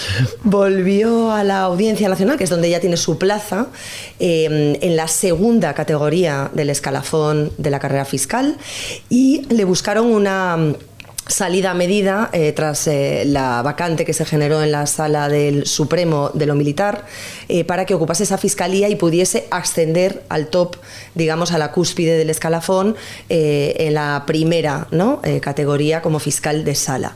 Parecía que todo iba a quedarse ahí, porque además es una plaza muy cómoda en la que no hay excesiva carga de trabajo, no está muy politizada, pero no. Como avanzamos en el debate hace un año, en julio del año pasado, Dolores Delgado se postulaba para ser la próxima fiscal de Memoria Democrática, una plaza de nueva creación que nunca había existido en la carrera fiscal, que conlleva 2 plazas adicionales como adjuntos, con 3 fiscales que cobran un sueldo muy superior a lo que cobran la mayoría de los fiscales de base, que están indignados tal y como están de falta de efectivos. Será una casualidad, Mariano, no me seas mal pensado. Bueno, las casualidades, mira, te voy a dar datos y luego ya sacamos conclusiones. Dolores Delgado participó en el anteproyecto de ley de Memoria Democrática como ministra de Justicia. Sí, claro. Formaba parte del Consejo de Ministros que dio luz verde a ese anteproyecto. Es verdad que cuando se aprobó, ella ya era fiscal general del Estado, pero como fiscal general del Estado, o casualidad, informó favorablemente, presidiendo el Consejo Fiscal, que tiene que emitir un informe a favor de ese anteproyecto que creaba una plaza que ella quería. Dimite, hace una transición para ascender a ese escalafón, y hace unos meses, y esa es la segunda cuestión, Álvaro García Ortiz, como hemos publicado en el debate, publica un decreto en el que le atribuye una serie de funciones que no tienen nada que ver con lo militar, para lo que ya está designado, sino para instruir algunas cuestiones relativas a investigaciones sobre derechos humanos en ámbito internacional. Es decir, ya la está orientando a que se especialice en las características o en los requisitos que esa plaza de fiscal de Memoria Democrática va a demandar. Se presenta con otros 3 aspirantes al cargo, pero vamos, la plaza está más que dada. Es prácticamente... No me digas, que sabíamos el final de la película antes de que empezara. Esto es como sigue la línea de puntos en los juegos infantiles. Sí, pero oye, dan vueltas para intentar distraer la atención, a ver si se despista alguien por el camino y nadie asocia la 1 con la 10. ¿Me vais a decir que Pedro Sánchez mete a gente cercana en los sitios que le interesa? ¿De verdad? Bueno, ¿Me da este disgusto? Son estas cosas. Bueno, chicos, que este es el estreno del Centinela. Nos vamos a ver y oír todas las semanas. Espero que sigáis siendo los 3 tenores y que traigáis las mejores áreas para esta mesa cuando lo grabemos. Un abrazo a todos. Un abrazo. Ahora un momento. El Centinela, Radio El Debate. Soy Rosa Díez. Quiero mandar un saludo a los oyentes del Centinela en el debate. Un saludo alegre, un saludo resistente, un saludo positivo. Lo mejor está por venir, amigos.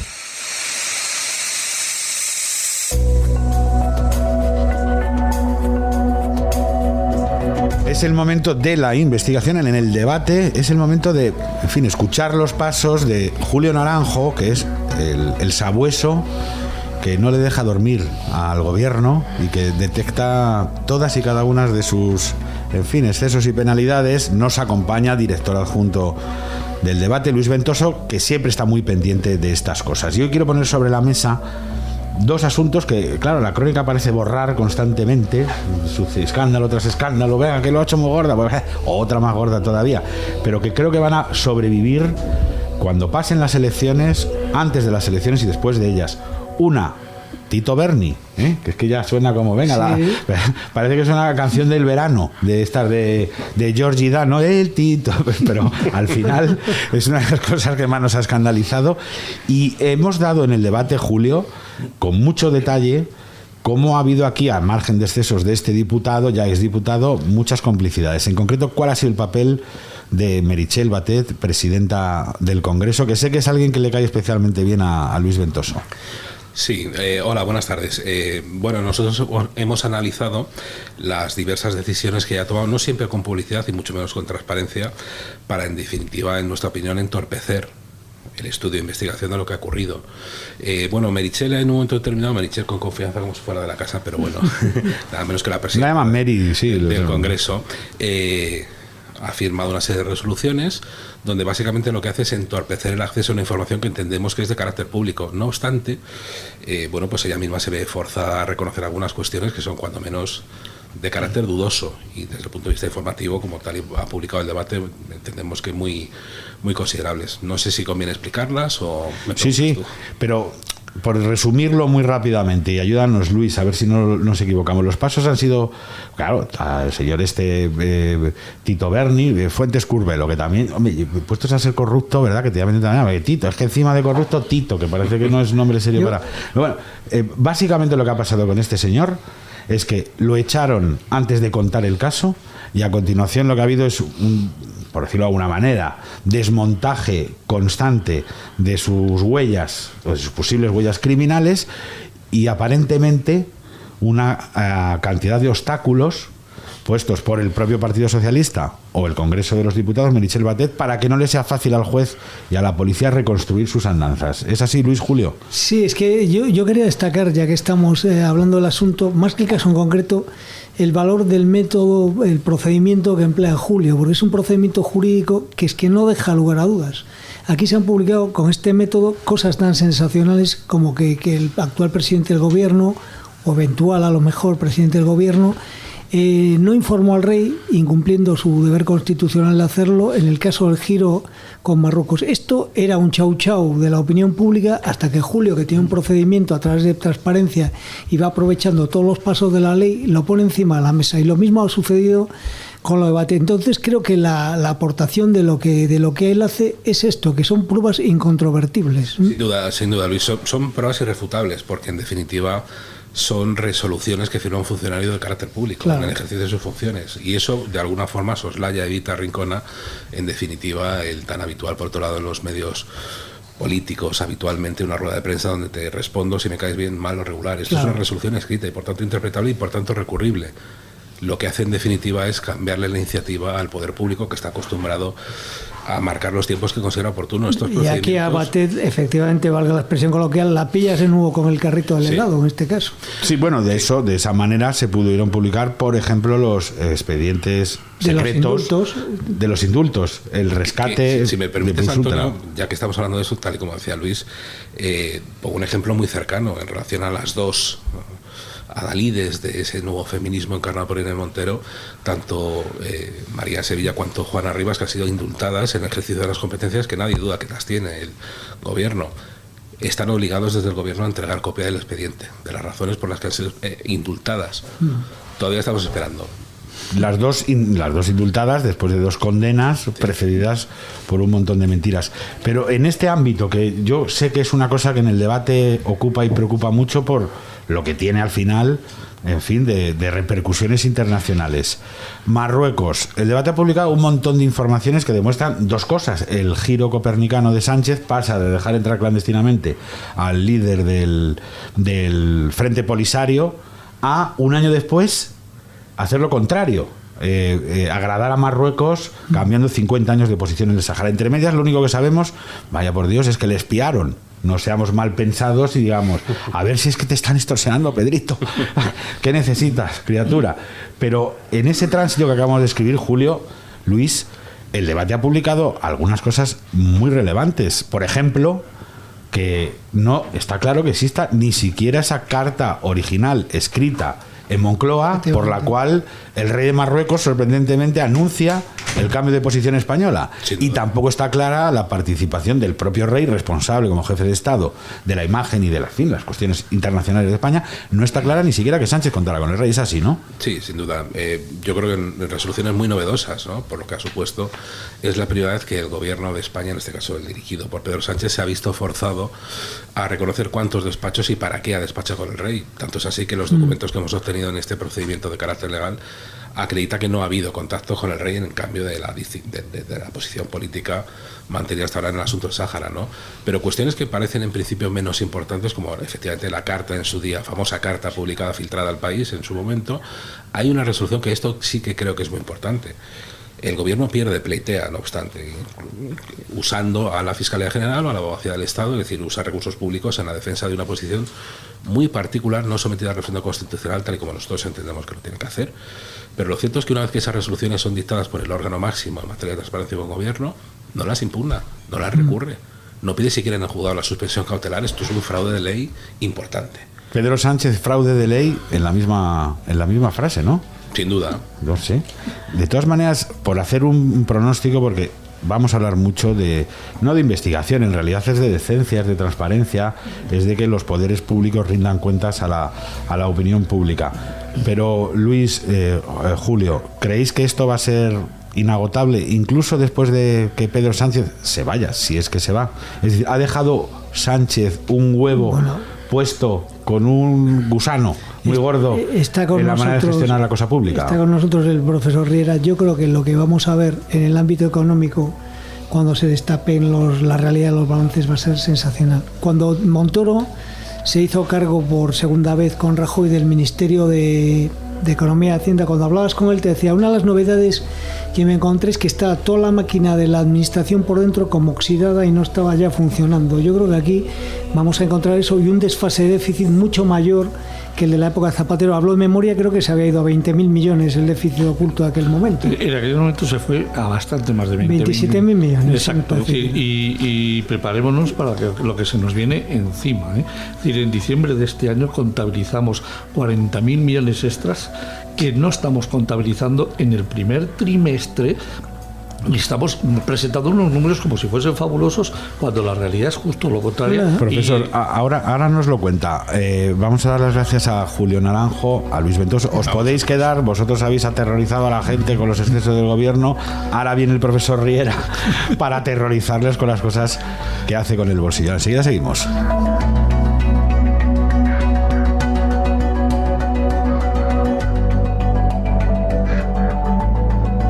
Estás escuchando El Centinela en Radio El Debate.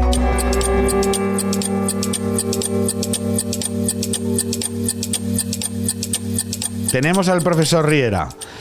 Bueno, usted va a ser el señor que le dé disgustos a los oyentes con la situación económica real de España, que se parece tanto a la que cuenta Sánchez como un sondeo de verdad a los que difunde Tezanos, por resumirlo. ¿Me acepta esa expresión?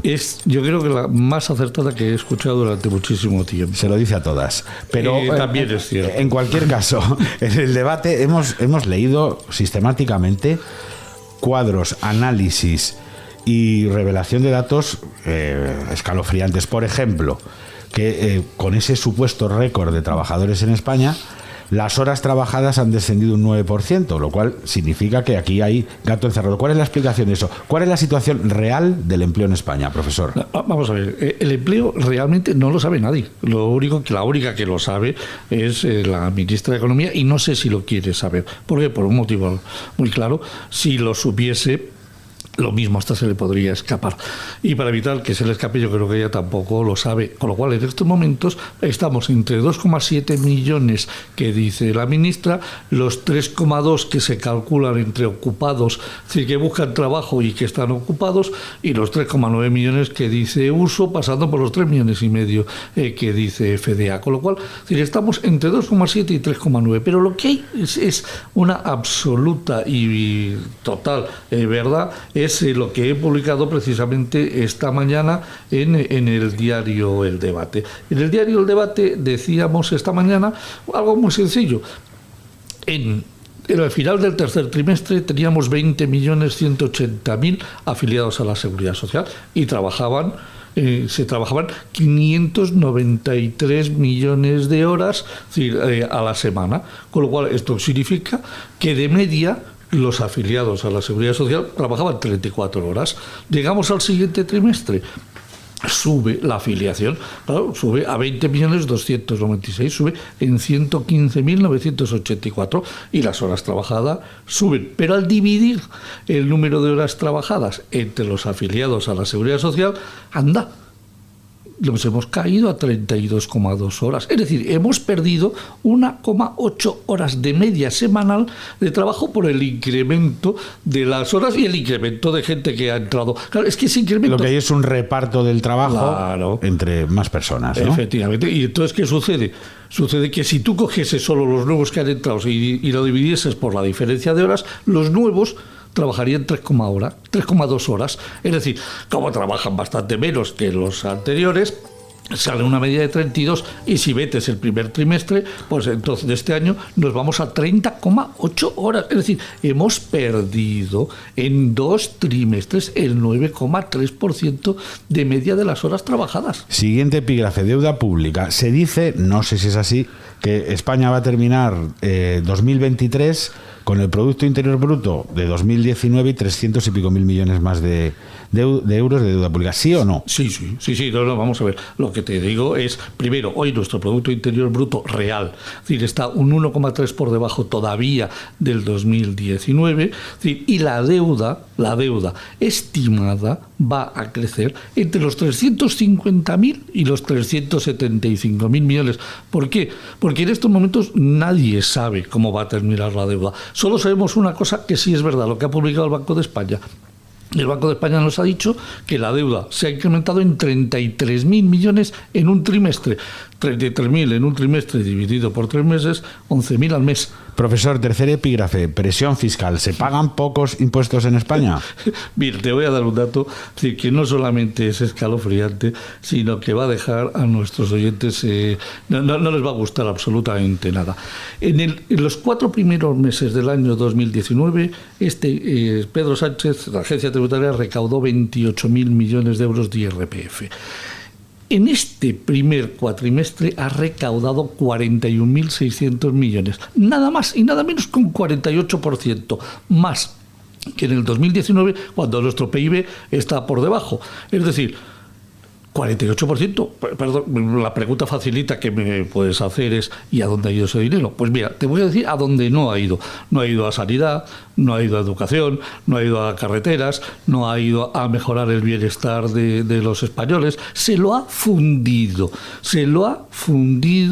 con todas esas cosas que le gusta tanto al señor Pedro Sánchez, que es la Agenda 2030, es decir, la transición ecológica y todas esas barbaridades que hemos importado de Europa y que están destrozándonos la economía en estos momentos. Y cuarta y última, profesor Riera.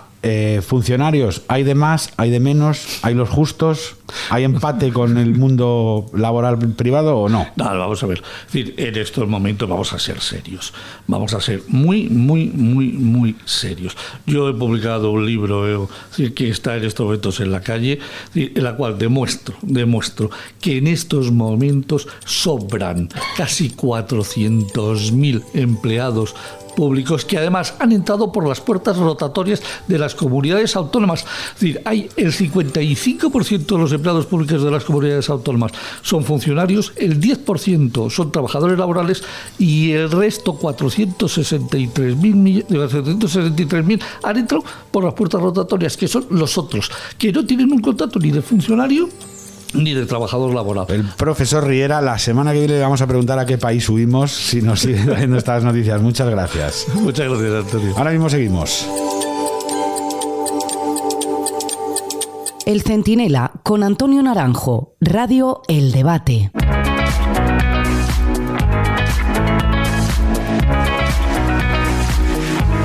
Seguimos en el Centinela, en el debate. Ahora nos toca abrir la revista, o mejor dicho, El hombre y la mujer que susurraban a los diarios. Diego Moreno y Belén Montes, ¿qué tal? Muy buenas, Antonio. Vamos con ello. Pues vamos allá, aquí tenemos estamos. Un primer tema, ¿no?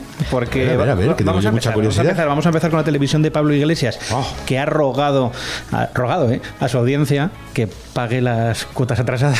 En los próximos días recibirás un correo electrónico para pedirte consentimiento para cargarte las cuotas atrasadas. Atención, este es el mensaje que recibirás, Antonio, si eres uno de los suscriptores, que seguro que sí, o mecenas de Canal Red, la cadena digital por el expresidente del gobierno, exvicepresidente del gobierno. ¿Qué te parece? Yo sí, yo mecenas, suscriptor, presidente, pero una cosa, o sea, están tiritando. Hay poco dinero ahí ya en las arcas de Pablo Iglesias. Hay que empezar fuerte. A mí me parece muy importante que lo pida y que pida el consentimiento, pero... Canal Red. Seguro que nuestros oyentes están encantados de ayudar a Pablo Iglesias, ¿no? Sí, con todas las cuotas atrasadas. ¿Y qué programa? Pues sabéis que es que yo no lo he visto nunca. ¿Qué presenta? ¿Programas de humor? ¿Programas de tipo Cuarto Milenio? Hombre, de misterio son. Infantiles, son de misterio, ¿no? Venga, ¿qué más tenemos por ahí? Bueno, ¿qué pasa con Macarena Olona? ¿Estáis pendientes de sus últimos movimientos? Porque es que lo último que sabemos es que Interior alega un defecto formal para no registrar su partido, Caminando Juntos es el nombre, para las próximas generales. Bueno, pero que estén tranquilos los seguidores de Olona porque la exdirigente de Vox dice que tiene un plan B desde el principio para evitar que echen de la carrera por la puerta de atrás con fraude de ley. Ay, yo no sé si es tan difícil esto de inscribir o no partidos. Sí que sé que el de Yolanda Díaz lo han inscrito en 24 horas y el de Olona no. No sé si es que hay favoritismo o que es que Olona no deja de meter la pata, la pobre. Lo que debe ser difícil es hacer los logos, porque los 2 zapatos de Olona eran del catálogo de Leftis, de aquel partido. Vamos, sí, los cogió con los primeros que se presentó. Ahora ya lo han cambiado. Un zapato rojo, un zapato azul, y es verdad que eran los modelos de esos que salen en la aplicación cuando tú te metes, Antonio, para ver, oye, a ver qué zapatos me voy a comprar esta semana. Bueno, pues los había copiado tal cual. Y lo que dices de si es difícil o no, no sé. Marlaska es el que le ha dicho que no, y a Susana y a Yolanda Díaz le ha dicho que sí. Aquí no sé qué tipo de favoritismo habrá. Y luego lo del nombre, Caminando Juntos, claro. O sea, no es un poco redundante, porque no te se llama Caminando el uno a 7 kilómetros del otro, ¿no? O sea, no, Caminando Juntos. Esto recuerda al Camino de Santiago que hizo Macarena Olona, supongo que el nombre maravilloso. Sería bueno, que toda la suerte a Olona, aunque es verdad que puede ser el típico partido que no consiguiendo nada pueda fastidiar mayorías. Más cosas que nos contéis, que creo que os vais al cine español. El cine español sí que lleva 3 años recibiendo más dinero en ayudas del que recauda en taquilla. Las películas españolas recaudaron casi 83 millones de euros en taquilla en 2022, prácticamente el doble que en 2021 y 2020, 2 años en los que las salas de cine se vieron perjudicadas por la pandemia, eso lo sabemos todos. Pero frente a esos casi 83 millones de recaudación, que oye, que son bastantes, las ayudas del Ministerio de Cultura se fueron hasta los 106 millones de euros, una cantidad notablemente superior a los 60 millones de euros de 2021 y los 47 millones de euros de 2020. Pero ya habéis visto que hoy el cine español no tira tanto, pero sí que se le sigue dando muchísimo, muchísimo dinero. Oye, pues yo he visto unas cuantas, ¿no habéis visto ninguna? Tendrá que hacer cuentas también el profesor Riera con esto, a ver qué pasa. No, cuando decía, eras tú, ¿has visto alguna película? Eras tú, ¿no? Yo, por ejemplo, Cerdita me ha parecido un thriller extremeño maravilloso. ¿La recomiendas? La recomiendo mucho y creo además que al cine español le hace mucho daño muchos de los supuestos representantes del cine español. Yo siempre lo digo, no confundamos a Bardem con las películas que hacen muchos autores, en las que salen muchos actores, en las que están muchos músicos, en las que están muchos productores, en las que hay mucha gente. Y el cine español, yo soy de los que, en fin, de lo que creo que merece la pena. No me han ofrecido un papel. La Sirenita no la vas a ver entonces, ¿no? Me pega mucho, ¿no, Diego? A ti tampoco, ¿eh? Todavía a Belén, yo creo que sí. Yo era de la de Disney, a mí perdonadme, sí, a mí Sebastián me gusta. Yo lo que no aguanto es a la canción tras canción cada segundo. Yo ya ahí me he hecho un poco más mayor. A ver, ¿dónde os veis dentro de 17 años? Yo dentro de 17 años me veo aquí, ¿dónde me voy a ver? 17 años, 2040. O en Pamplona o en Jumilla. En Madrid ya te digo yo que no. Bueno, a ver qué ha pasado. Si nada ni nadie lo retrasa, varios humanos a bordo de una nave estarán atravesando el sistema solar rumbo a Marte para hacer realidad la primera expedición interplanetaria tripulada de la historia. Pero ¿cuánto durará esa expedición? La NASA no ha empezado a trabajar todavía en ello, pero según los investigadores de la Universidad de California en Los Ángeles, el ser humano solo podrá sobrevivir en Marte un máximo de 4 años. Así que, Antonio, cuidado. A ver a quién mandas. Voy a Pedro Sánchez. Me parece que el hombre puede quedarse en el paro y sin trabajo y es un hombre de grita emociones. ¿Qué os parece? Pero que a los 4 años ya caput, Puede volver. Verás tú. Otra cosa es que tenga ahí la nave. Otra cosa es volver. Puede volver. Pero le llenáis bien el depósito, ¿vale? Venga, llegamos a acuerdo. Mandamos a Pedro Sánchez, pero con el depósito lleno para que pueda ir y volver. Venga. Y ahora que se acerca el final del programa, vamos a ponernos románticos. Ponte tú. Vamos a cerrar este repaso de noticias en las ventas. Porque el domingo pasado, en un restaurante de la zona, si queréis saber cuál, podéis leer el debate, Había un personaje muy popular que estaba comiendo con su pareja. Bueno, además de ir al debate.com a leer toda la noticia, que es muy interesante, voy a contaros un poquito más. Porque días antes habían celebrado una mayoría absoluta en Bilbao. Imagino que ya sabrás a quién nos referimos. Antonio José Luis Martínez Almeida y Teresa Urquijo Moreno, la nueva pareja del alcalde. Cuando has dicho mayoría, Ada Colau, digo, no, Ada Colau nada. Simo Puig, tampoco. No, Emiliano García Paje, yo creo que el hombre está felizmente casado. Así que el alcalde tiene novia. Pues felices. Había que terminar con algo bonito. Feliz Navidad. Había que terminar con algo. Que duren, que se dice eso, ¿no? Diego Moreno, Belén Montes, muchas gracias. Hablamos, Adiós. Antonio. Ahora mismo seguimos y terminamos el Centinela. Estás escuchando El Centinela en Radio El Debate. Soy Antonio Garamendi, el presidente de la COE. Este es ese saludo de la empresa española, de la grande, de la mediana, de la pequeña, agradeciendo muy especialmente este espacio que mi querido tocayo Antonio va a dirigir tan eficazmente. Un abrazo. Hola, soy Juan Carlos Girauta. Un saludo a todos los oyentes del Centinela en el debate y un abrazo muy fuerte a mi querido amigo Antonio Naranjo. Seguimos en tertulia, el Centinela, el debate. Vuelven los generales de la casa, el señor Bieito Rubido, el señor Ramón Pérez Maura. Antes se nos quedó una cosa en el tintero, que es, seguramente a los lectores del debate les interesa especialmente saber vuestra opinión sobre el presente y el futuro de las alianzas entre el Partido Popular y Vox. ¿Hay mucho de disimulo en su relación o es real la falta de sintonía para llegar a acuerdos en ayuntamientos, en comunidades y por tanto en un eventual gobierno nacional? Bieito.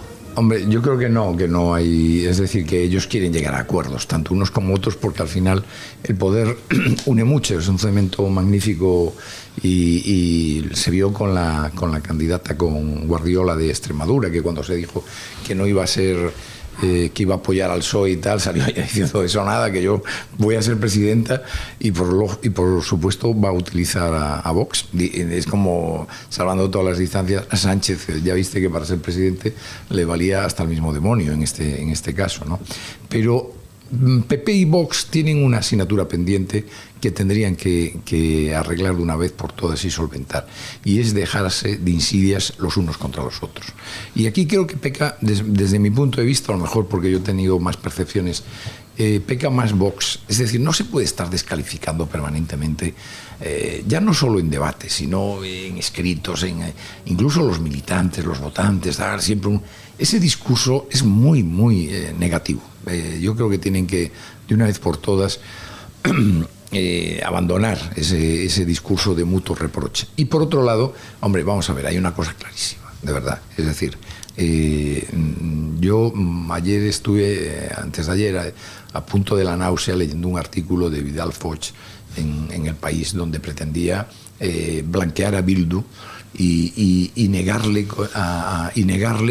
al Partido Popular y a Vox. Vox, según él, era heredero del Partido Popular, fundado por un ministro franquista que firmó penas de muerte. En primer lugar, Fraga no firmó ninguna pena de muerte. En segundo lugar, Fraga, entre otras muchas cosas, fundó El País, diario que hoy acoge al señor Fidel Palmi, Fidel Foch. Si quiere, le hace una enmienda a la totalidad al país. Pero es verdad, Bieito, eso es que a veces con ironía yo digo, es que hasta que Santiago Abascal no secuestre a alguien, no le van a aceptar como líder de un partido constitucionalista. Hay que decir recordar que el de Bildu sí. A tres. Exactamente. Fue condenado por uno, pero secuestró a tres. Bueno, secuestró a dos e intentó un tercero. Ese es el hombre de paz. Y claro, que los periodistas españoles, y a mí me parece también que esa asimetría es inquietante, de verdad. Seguramente tiene explicación, ¿no? Es, en el fondo, si tú criminalizas a un posible socio del PP y a la vez blanqueas a los socios del PSOE, lo que estás diciendo es que la posibilidad de alternativa en España queda muy limitada, ¿no? Ramón. Bueno, yo volviendo a lo que le preguntabas a Bieito, yo ahí quiero dar una de cal y una de arena. Es decir, a mí me parece que el Partido Popular está siguiendo una política inteligente para acabar en ese acercamiento y ese entendimiento con Vox. Lo que está haciendo en este minuto el equipo de Núñez Feijóo es pedir que gobierne la lista más votada.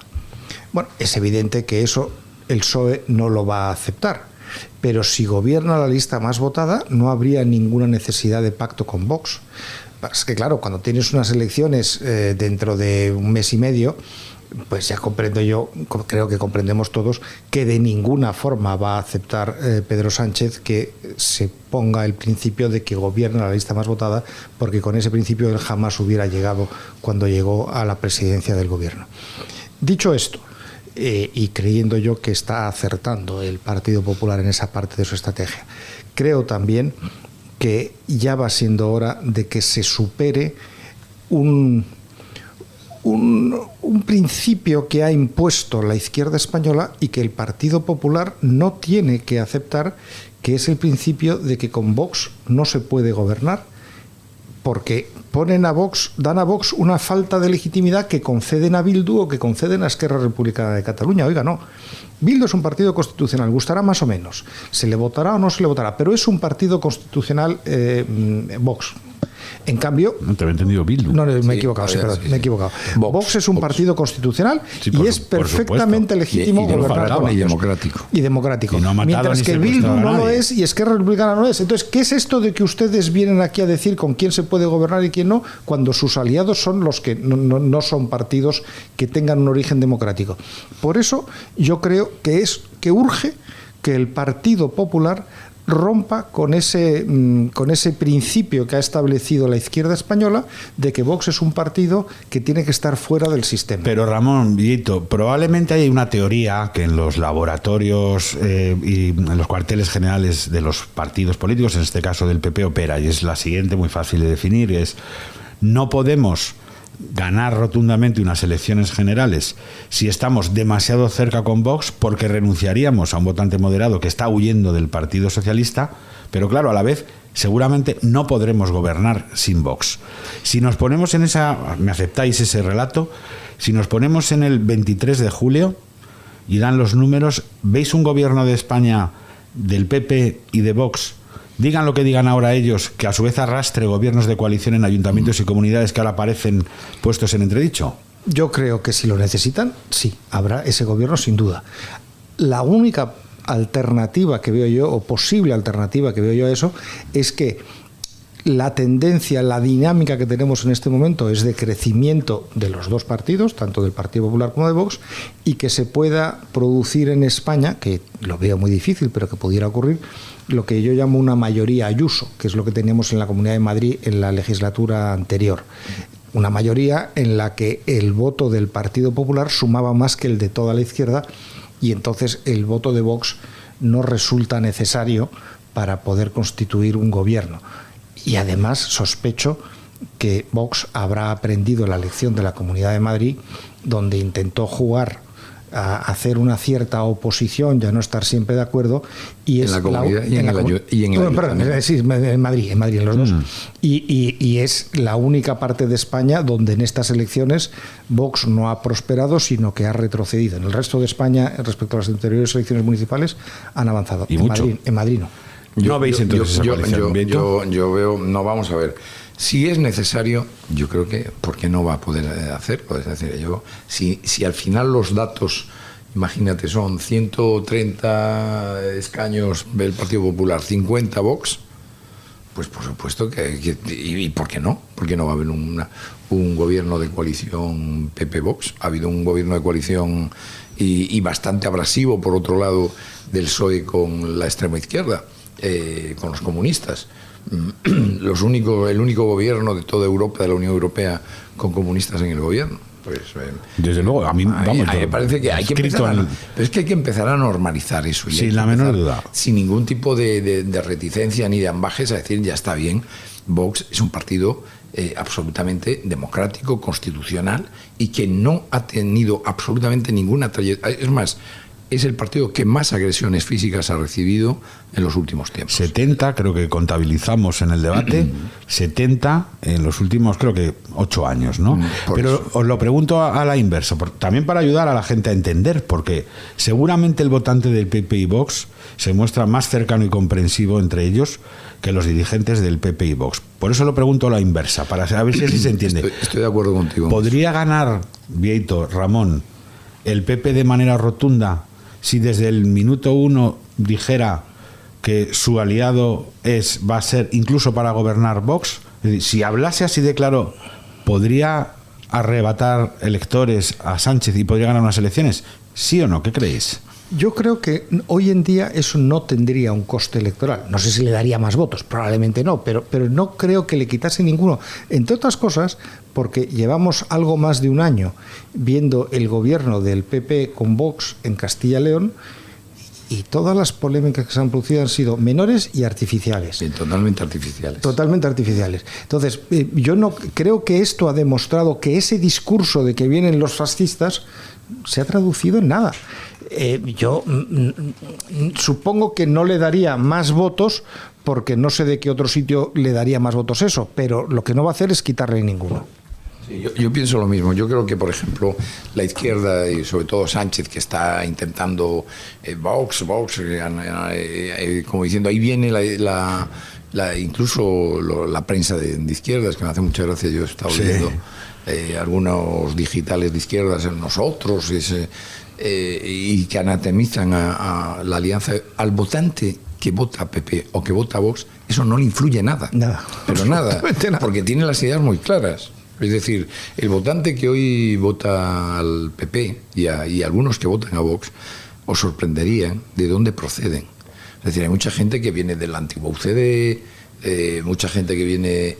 Pero es que hay gente que viene de la izquierda, y que ha entendido que la opción para España es un gobierno moderado, un gobierno sereno, un gobierno que todos los días administre el país para que la gente viva con normalidad, sin ningún sobresalto y sin que le estén soliviantando y violentando, con una ley de educación absolutamente sectaria, con una ley trans que permite que nuestro amigo acuda mañana a declararse todo ese tipo de cuestiones. Es decir... Oye, ¿habéis comido muchas fresas estos días? Espero que sí, que las sigáis comiendo, ¿verdad? Yo soy entusiasta de las fresas, son muy sanas. Además. Yo también. Fresas de Huelva. Yo tengo una fonía que la adquirí en este estudio tuyo. Debe ser, es el aire acondicionado, debe ser ganando Barlovento. Esto es. Ganando a Barlovento. Nos ha dado la brisa marina. Esto es. Que comamos muchas fresas, que sigamos con muchos centinelas en el debate. Muchas gracias y nos volvemos a ver enseguida. Gracias, Beito. Gracias, Ramón. Un placer. Gracias, centinelas.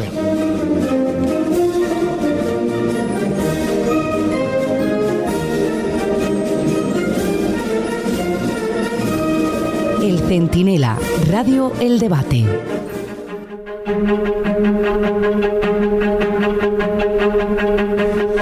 Los lectores de El Debate conocen bien esta sintonía, es la sintonía del Astrolabio, es la sintonía del director, es la sintonía de Vito Rubido con la que despedimos este Centinela.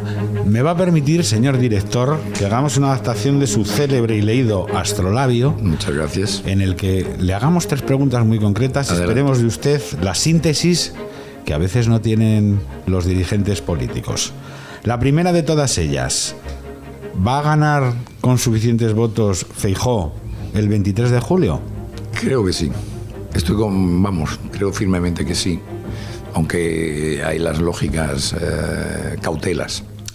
La segunda importante: ¿sobran el Ministerio de Igualdad y el Ministerio de Consumo o usted los mantendría? No, hombre, hay que suprimirlo. No digo políticas de igualdad, que tiene que haberlas, no digo políticas que cuiden del consumidor, que tiene que haberlas, pero no tienen entidad suficiente para que haya unos ministerios.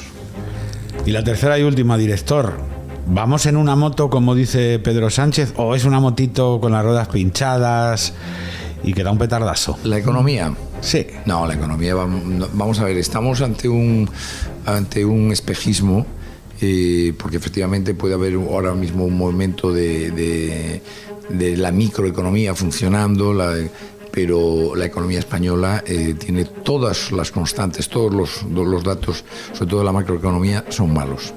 No solo el paro, que es un desastre, sino la deuda, el déficit, la recaudación, la presión fiscal, que es casi confiscatoria, en función además de la renta disponible de los españoles. Hay un dato que se equivocan, y permíteme que me extienda aquí, entre lo que es la presión fiscal y el esfuerzo fiscal. El esfuerzo fiscal de España es el más alto de toda la Unión Europea. Esto es. En función de lo que gana un español. Eso es. Otra cosa distinta es que la recaudación... No vamos como motos. Y el problema, como siempre, es que a partir de enero del 24, con las normas de exigencia fiscales de la Unión Europea, de nuevo le va a tocar al Partido Popular volver a ser el malo y volver a arreglar la situación económica tan desastrosa que nos deja este gobierno. Es el astrolabio de Vieito Rubido, director del Debate. Gracias, director. A usted. Hasta la semana que viene. Hasta la semana que viene.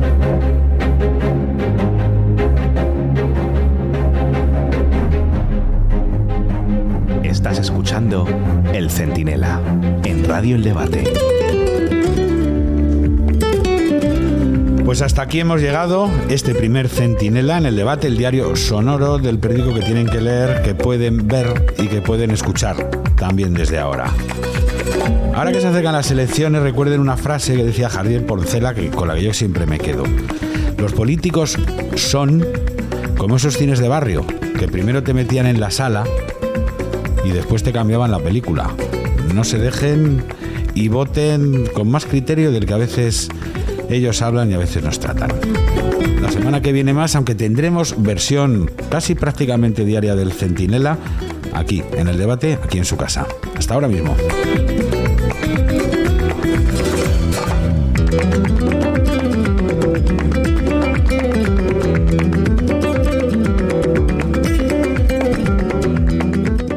El Centinela, con Antonio Naranjo. Radio El Debate.